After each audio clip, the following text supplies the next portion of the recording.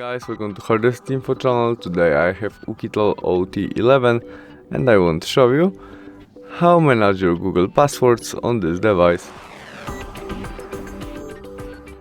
To do that, open Google Home application, tap on three dots on the right corner. In it, scroll down and choose settings, and there we have our password manager selection.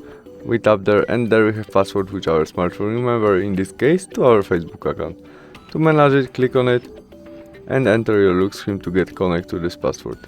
In this part you can copy our email and passwords by this first icon, or after we press this icon our device shows us password which remember.